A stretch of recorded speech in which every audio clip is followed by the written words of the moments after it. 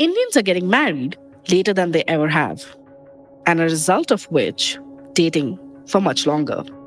Consequence? Dating apps are booming, matrimonial websites are seeing a slowdown. The average age of getting married has been steadily increasing over the last 10 years, adding to the horrors of our parents' generation.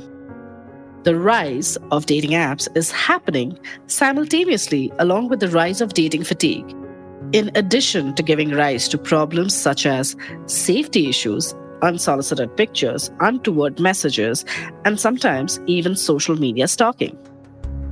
Despite the obvious issues that dating apps pose, one of our guests today, founder of Quack Quack, Indian dating platform, says, we have a total user base of 23 million users, out of which we've added almost 10 million users in the last 2 years. Dating apps have become a successful concept in India. And as more and more people are choosing to remain single in India, another phenomena which is rising is that consumers are moving away from matrimonial websites. In fact, some would say that matrimonial websites are perhaps in their last leg of product life cycle.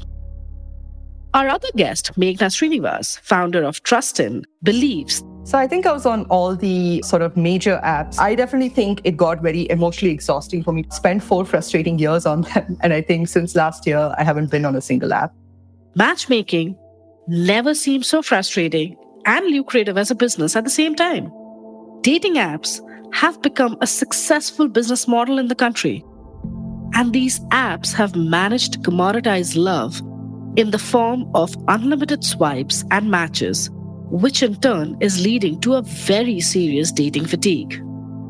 Consumers are swiping/matching with potential partners more than ever, and yet not finding the elusive forever partner.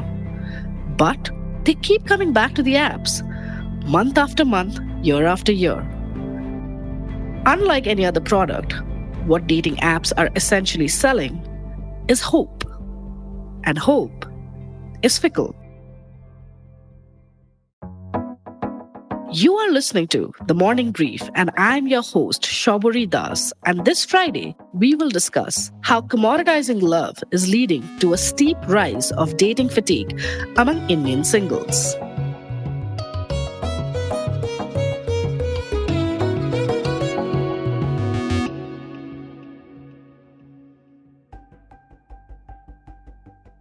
Our guests today are Ravi Mittal, founder Quack Quack, an Indian dating platform, founded in 2010, and Meghna Srinivas, founder Trustin, an organization which enables safe workspaces, and as someone who has used, abandoned, and come back to these apps time and time again.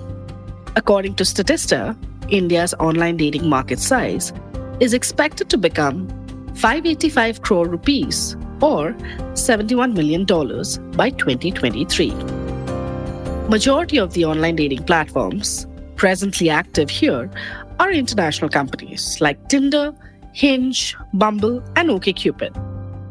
These players have been in the business for decades. These apps, more often than not, allow unlimited swipes or matches, which in turn is leading the users to go through the same initial stages of meeting their potential partners over and over again. This is obviously exhausting. But the entire business model of these apps is dependent on one not finding their partner early on.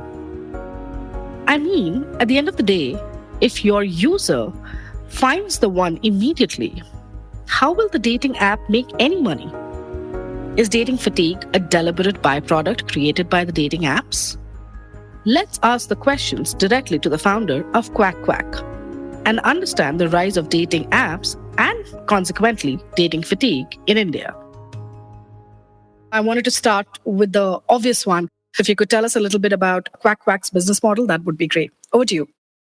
So with respect to what's happening in the dating scene in India, and again with respect to the dating apps from India, see, we're almost a 12-year-old dating company which was born and brought up in India in 2010. And we have a total user base of 23 million users, out of which we've added almost 10 million users in the last 2 years. So if you see, the user base has exploded. And we add almost 1 million users every 3 months. We get about 28 to 30,000 downloads every day. We get about 20,000 new signups every day. So that's the kind of growth we are seeing currently. And when it comes to the usage, we are seeing that a majority of users these days, especially post pandemic, are coming from tier 2 cities, tier 3 cities, small villages and towns. Of course, there are people who sign up from metros, but almost 70% of new users are coming from these small cities. With respect to metros, we're seeing that a lot of users want to date offline, whereas people from smaller cities are matching pan India and they're keeping their relationships online, which is very interesting to observe for us as well. In terms of gender ratio, almost 80% users are male, 20% is female. However, post pandemic, if we see, the female user base is definitely growing. In terms of subscription, then again, this is also an interesting topic for us because at the end of the day, we are a business and we have to generate revenue. And subscriptions is something which creates 100% of revenue for us. But now I think when people are paying for OTT apps or for music apps, they have also realized that there's a value add-on when you pay for subscriptions, even for dating apps. Understood. How do you identify your app? Do you call yourself a serious dating platform? What's your USP? I think with respect to the USP, we cater to people in India with respect to what people need in India. If you look at the international dating platforms, they function more or less the same with respect to any country. If it is the US or the Europe, or if it is Asia, they have a very similar way of working. They match with people within their own radius. And I think that thing doesn't work in India. If you look at the people from tier 2 or tier 3 cities, if you had to find people from your own radius, you'll find very few people. And that's the reason why a lot of people match pan India on our app. And that's the speciality of being an Indian specific app, is that we build features where we let our users chat with others online even before they have matched. So you don't have to wait for someone to get matched to and then send them a hi and wait for them to reply back to you. So that way we have tried to Indianize our features in such a way that more and more average Indian users are comfortable with using a dating app. We're also seeing that not only dating per se, but people are also coming on dating apps to make new friends. So that was an interesting survey we did almost 1.5, 2 years back. We asked users what they're looking for on the platform. And almost 40-50% of the users said they're looking to make new friends. And while I cannot tell you that specifically that we are into serious relationships or casual, I think we're somewhere in between where we try to cater to the goals of something close to dating with respect to what singles in India are looking for. I'm sure singles in India are also not very sure as to what they're looking for. So I think we are somewhere in between there. Ravi, could you tell us a little bit about your subscription slabs? Like, what is the pricing like and which subscription model is doing the best for you at this point of time? So in terms of subscriptions, we have 3 basic tiers, which is 1 month, 6 months, and 12 months. When it comes to the pricing, we price our subscriptions based on the age group. So we believe that people who are in the age group of 18 to 20 usually are, not well off, or they are students basically who have very less money in their pocket. So the price for them starts from $299 for 1 month. Then we have a price range of $350 to $580 for the people who are in the age group of 21 to 30. And we also keep testing a lot of price ranges as well for this age group. And people who are 31 and above, there is a price of 980 rupees for 1 month. Majority of the people pay for 1 month, which is almost 98% of the people. And you mentioned that your gender ratio on the app is 80 to 20. Is that the same in terms of your paid subscribers as well? Or is that overall usage? Honestly speaking, it's the male users who pay on a dating app.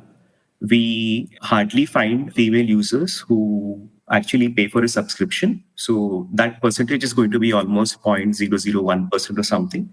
So the subscriptions are majorly driven by male users only. So let's start with the dating fatigue. Like, what's your take on it? What has your experience been for the users of QuackQuack?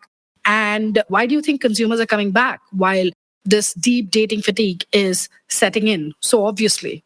See, I think dating fatigue happens in multiple stages. The first stage is where you like thousands of profiles, you swipe right or swipe left through a ton of profiles, and you haven't got a match, and that makes you feel flustered. That's one way of having the dating fatigue. The second is you've had multiple conversations, and it also happens that someone stops responding because your wavelength does not match or your vibes are not matching, or what you wrote on your profile is very different from how you come out when you're chatting with someone. Also, for the fact that, let's say, you're looking for something casual and the other person is looking for something serious, or vice versa, and things don't work out. So, that's also a reason for a dating fatigue. You should also understand that the dating fatigue is also very common in relationships these days. Post lockdown, we have seen a ton of divorce cases happening, and in general, our generation is seeing an influx of compatibility issues as well. So the point I'm trying to make is that we ourselves are setting the wrong expectations with respect to dating. We Photoshop photos these days to get more likes on dating apps. We enter the wrong information in bio, and we don't communicate as to what we're looking for. And more importantly, people are getting impatient. They feel that the moment a profile is created and a match happens, they will immediately find the one they're looking for. I believe that dating takes time, and that's the kind of communication we try to give to our users as well. And I think we have seen that when dating fatigue kicks in, a lot of people end up using multiple dating apps at a certain point of time. And then they also delete their profiles or deactivate their profiles. I think people then try alternate routes as well with respect to getting help from friends and family, and probably even going to matrimonial sites to find an arranged marriage, or using matrimonial sites to find a date. And there are people who even go on a sabbatical and work on themselves. We also see people who delete their profiles 3-4 years back, and they're again coming back and using the application. So yes, dating fatigue is real, but I think once we set the right expectations, things will be more clear to people and they will not be disappointed. Another thing that is happening from my research that I find is that more and more consumers, especially the younger millennials and the Gen Z, they're walking away from matrimonial websites, right? Now, the security and the safety part, right? I know a lot of my friends who have been on the apps, and unsolicited pictures, abusive messages, inappropriate messages is almost like is an accepted form while using the apps. How do you guys tackle it? What are the things that you do to make sure that A, it does not happen again, and B, user who has already experienced this feel safe and continue using the app? So this is something which I'm honestly proud to speak about, is that when you compare a non-Indian dating app to a dating app like us, the safety on a platform is 100 times better than the non-Indian apps, because mostly their moderation teams are not sitting in India and they don't know what kind of frauds or fake profiles or scams are happening in India and what kind of abusive messages are being sent. With respect to Quack Quack, I think, as you said, if a person gets reported, so you'd be happy to know that on Quack Quack, even before a user gets reported, these messages are flagged internally by the system, and the users get warned even before these messages are sent. So that is the kind of checks and balances we have in place to make sure that an abusive message doesn't reach a female user. Just a simple example, we launched this proactive measure a couple of months back, wherein if a guy writes something abusive in their introduction, they will immediately see a warning even before the message is sent. So that helped us increase the number of chats by almost 40%. So the moment you provide a safe platform for everyone, the good things start to happen. And with respect to fake profiles and frauds, this is something I'm sure you must have heard your friends talk about as well. We have patterns in place. We understand who these people are, from where they're creating their profile, based on their IP addresses, based on the password pattern they use, the email addresses they use. So we use machine learning and AI to make sure that these profiles, the moment they are created, get suspended within seconds of the profile being created. So that's the level of safety we are trying to bring in for our users. And I would be happy if the non-Indian players also take part in this, because they are the ones who are the torch bearers of a dating app. Ideally, dating apps need to strengthen the security measures in a more robust manner. According to a research done by Pew Research Center in 2020, nearly 46% of US citizens think online dating sites are unsafe, both in terms of uninvited sexually explicit messages and scams. In addition to that, in February 2020, Federal Trade Commission, an independent agency of the US government whose primary role is to enforce civil antitrust law and promote consumer protection, reported that financial losses due to romance increased to a whopping $304 million in 2020, up by 50% since 2019. And a lot of these cases started with people meeting on the online dating platforms. Reminds you of Tinder swindler Simon Leviev, right? However, sometimes it's not just the lack of feeling safety on these apps that make you stop using them. Our next guest stopped using these apps 2 years back. The dating fatigue resulted in making the whole process feel more like work than fun, as she puts it. Dating fatigue is not just defined by the large number of people a user gets stuck at in the initial stalking stage. While it starts from there, it gets compounded when one is going through the motions of becoming hopeful with every spark, only for the spark to fizzle out after a few texts and sometimes after the first date. Meghna Srinivas, founder of Trustin, a company that enables safe working environment, will share her experience with dating apps with us. While she has not given up on the idea of dating, her experience with dating apps and consequently dating fatigue has led her to take a break from the same. Let's ask Meghna how her experience was on these apps. I think my experience with the dating apps, I got on them fairly late.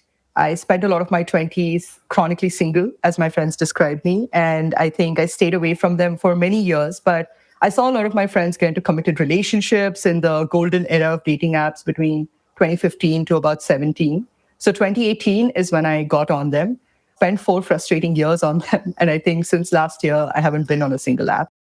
How were you picking these apps? Like, what were your thought process when you were deciding on, okay, maybe I should get on this app?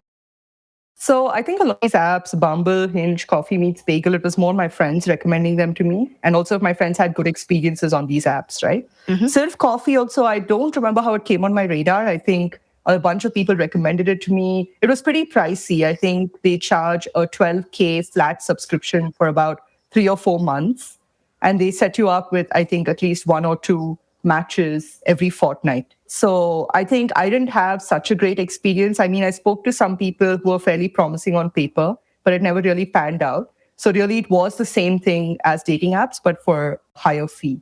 So, when you're using these apps and you're getting your matches, what were your initial conversations like on these apps? I think in my experience, it's really been that once you connect on the app, you need to get off the app as soon as possible. Right? So maybe phone calls, meeting for a coffee, even a video chat if you're in different cities. Because I think otherwise it's very difficult to say that, okay, we have this spark, we have a few things in common. It's very difficult to actually fan that into any kind of flame. I definitely think it got very emotionally exhausting for me to keep having these kind of very repetitive conversations. It's almost like at some point it was on my calendar, right? Like every day at the end of the day, half an hour slotted across just to sit and catch up with my matches. And then it just became too much. And that's sort of when I quit. Also, I remember, when we did our story earlier in February that you had mentioned that you're no longer on matrimony apps as well. Now, before I go into that, I wanted to understand from you, what was your experience with matrimony apps and how long were you on them?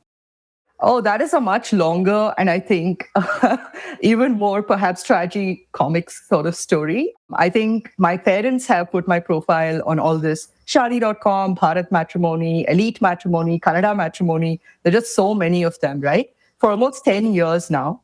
And what I like about these, matrimonial apps, if you go on Shaadi.com and stuff, they have this very clear disclaimer that this is not a dating app. Right. So they're very clear what their purpose is. Yeah. Unlike dating apps, which that way they're quite confused about their purpose. And my parents have also paid monthly for all these add-on, relationship managers in Bharat Matrimony, Elite Matrimony, a bunch of others. So that seems to be going strong. I don't dissuade them, but it also goes nowhere. So I don't engage with it directly. But yes, I would say that, I've really not had a great experience with them, to be honest, because of the relationship managers. But otherwise, I honestly feel like, at least for me, matrimonial apps have been less stressful than the dating apps, mostly also because my parents are the ones running it. Could you elaborate a little bit when you say that why? I mean, I'm trying to understand why they have been less stressful as opposed to a dating app. Right. So I think one thing is matrimonial apps are a big business, right? In a country where weddings are a big business. So I think it always stressed me out that my parents were spending so much, but they also felt that they had no choice because they felt they had exhausted all these in-person marriage bureaus and family connections and things like that. And my parents kept telling them that, hey, our daughter is 5'9", so we definitely need somebody who's tall and we want somebody who's well-educated and ambitious. But we really don't care about, things like caste and this whole traditional idea of like, oh, they have to come from a rich family, things like that.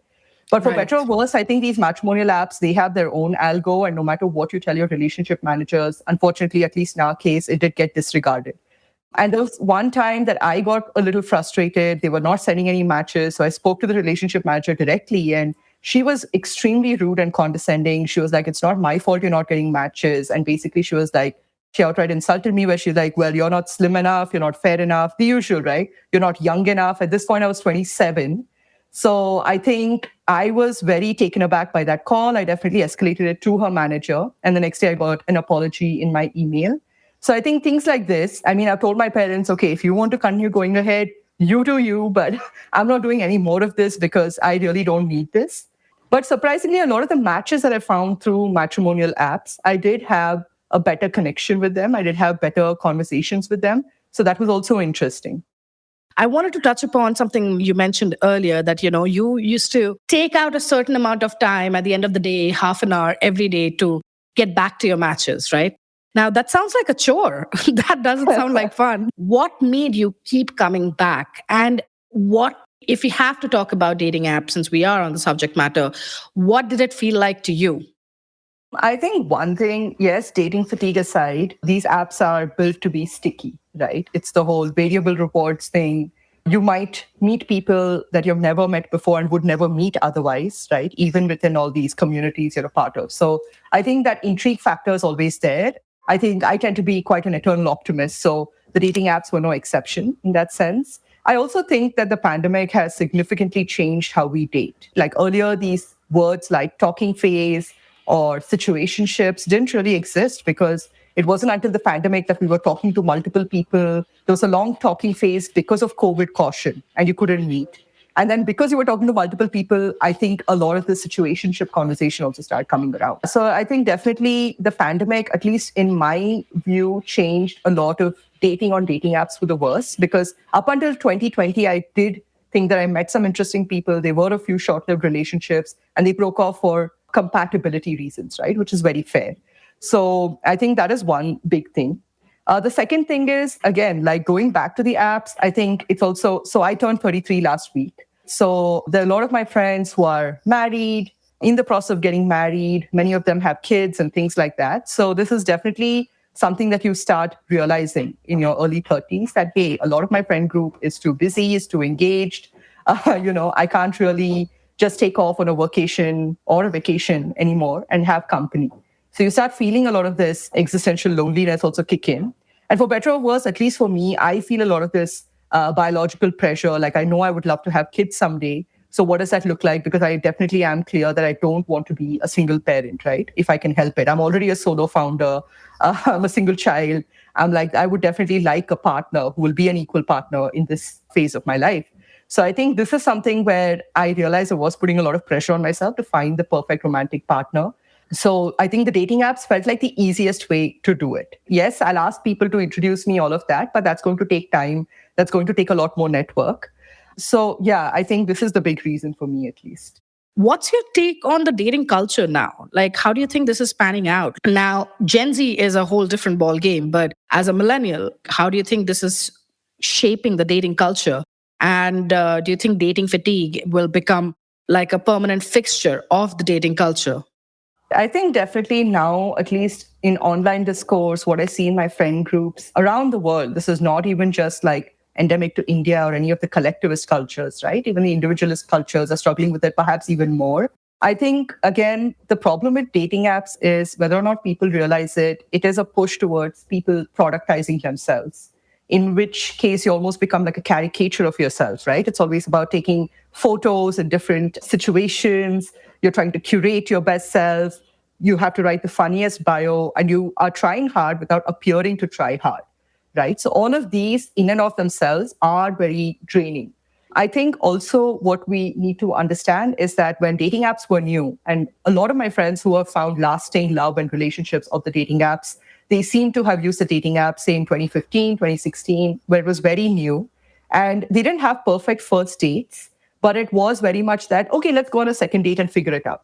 Whereas now it is, okay, if I don't go on a perfect first date, I'm just going to get on Bumble and I'll swipe right and have a better, more perhaps promising conversation with somebody else. True. Right? I'm just going to cut my losses and move on. So I think there's a lot of pressure on people in that space as well to perform almost, right, on the first date. So I think that's not perhaps what's going to lead to psychological safety or the most long-lasting relationships. I think this is something that Bell Hooks talks really well about in All About Love, like how true love is much more transformational, whereas in our generation, we are viewing it as much more transactional. Yeah. And it's never going to be about optimizing every feature, optimizing every interaction, right? That's just not how it is. So yeah, I think this productization piece is definitely what puts a lot of pressure on people. I could definitely feel that, like I felt my mental health, my self-esteem taking those hits, because if there's rejection, say for, school or college, you can just blame it on your grades. You can be like, oh, I didn't work that hard for that test. Right? If there's rejection at your job, you can be like, okay, fine. You can blame the market or layoffs. Everybody's getting laid off, whatever, there's a recession. But if there's a romantic rejection, there is just this, you have to look at the shadow side of yourself and a lot of your insecurities come up and it just feels like you weren't enough, right? So I think that's really what is so soul-sucking about romantic rejection. And therefore, at least for me, I'm too thin-skinned and I can't just keep bouncing from first date to first date, pretending that, I'm perfectly okay, I'm emotionally available, all of those things. So that's really why for me, it made sense to just take my time, explore slowly, mindfully. It's okay if it doesn't happen anytime soon, but I'm not going to become emotionally unavailable simply because I overstretch myself. Have you ever experienced any kind of untoward behavior after you have exchanged numbers with a potential partner? If you raised a complaint on the app where you met the person, were there any actions that were taken to rectify the situation? Sure, Shabori, I think this is a good question. Cities like Bangalore, you might be a lot more comfortable just meeting someone, maybe even going to their place after a first date. But perhaps it's not so in cities like Mumbai because you don't have your own space. Perhaps in cities like Delhi where perhaps you feel less safe. So I think it is interesting how this looks regionally. When I first started using the apps, I would always try to find a person in common, things like that. Earlier, I used to actually check in with them and be like, hey, can you tell me about this person? Later, of course, I just didn't have the time. There were just so many matches and things like that. But if I find their Twitter profile, overall, you just get a sense of the person and you're like, okay, this person seems safe. I definitely did have an experience, I think in late 2018, where, after a couple of dates, I told this person it's not going to work out. He actually showed up at my workspace, which was a co-working space. So thankfully, I could ask the security to ask him to leave. And what I do now when I unmatch with somebody or I decide not to pursue, and then I tell them that, hey, this is not really working out, things like that. I do block them on all platforms simply because I don't want to open myself up to that kind of interaction again. I think it's also a great idea to use apps like Telegram, Signal, where you don't have to give your number straight away. Would you ever, think about or even consider going back to a dating app? I don't think so, Shabori, because I think there's just so much emotional energy that goes into trying to find common ground with a complete stranger. And the thing about dating is it's very binary. It either works out or it doesn't. The National Statistics Office of India defines those in the age group of 15 to 29 years as the youth population. And out of this category of Indians, the percentage of people who are single increased to 23% in 2019 from 17% in 2011. Meghna is not alone. More and more consumers are giving up on the idea of finding their partner via an algo-based app, whether it's a dating app or matrimonial website. In case you're wondering, the percentage of men who have never been married in that age group of 15 to 29 years has increased from 21% in 2011 to 26% in 2019. And for women, that has increased from 14% in 2011 to 20% in 2019. And if you're 30 plus and still single, well, too bad. The government does not recognize you as a young person anymore. The fatigue is soul-crushing. The problem with dating apps as a business model is that all businesses are dependent on one thing primarily: repeat customers. If the customer keeps coming back, then you know you have a successful product. It's just that when it comes to dating apps, while the app might be successful in terms of repeat users, its end goal is not serving the purpose that it is supposed to. What makes a dating app successful as a business model is its stickiness. Over the lifetime of a consumer using the app, if the dating app has recovered the initial cost of acquiring that customer, which, let's be honest, is only possible by repeat usage, combined with longer duration of usage, then the dating app has cracked the code for generating revenue. Snehal Khanol, founder of Truly Madly, genuinely believes that while the dating fatigue is real, these apps are here to stay and are changing the dating game completely for Indian users. So when pandemic had started now, we saw 2-3 major shifts. One was that the time spent on the app increased by 20%. And not just that, it's just really good business. So for tier 1, it is now touching 1900 rupees per year. Yes. And what is for tier 2? So tier 1, 1946, tier Okay. 2, 1781, Okay. tier 3, 1595, Okay. and NRI is 4922. 14,900 and 22. And companies spend a lot of money in the first few years to acquire those first few million users, and over time, they recover that money. For the software applications, the company wants to make sure that its lifetime value for an acquired customer is higher than the cost of acquiring that customer. However, unlike most technology-driven industries, dating apps are dealing with very real, very raw human emotions. Heartbreaks, ghosting, genuine concern about one's safety are matters which go above and beyond dating fatigue. In terms of business model, dating apps have actually cracked the code. In terms of success, which defines the purpose of dating apps, success for the user is very different from the success of the app. Rejection cuts deep. But this is not a problem of just dating apps and dating fatigue. This is a problem of commoditizing love. There is no formula or algorithm which can explain why some people find their forever partners and why some don't. Human attraction is organic, and dating apps are merely a tool to meet potential partners. You have been listening to the Morning Brief brought to you by The Economic Times. A big thank you to our guests. A shout out to the team that helped put the episode together. Sound engineer Rajas Nayak, our producer Vinay Joshi, and executive producers Anupriya Nair, Anirban Chaudhary, and Arjit Barman. Like and share the episode and follow us on your favorite podcast platform to make sure you don't miss an episode. Thank you for listening in.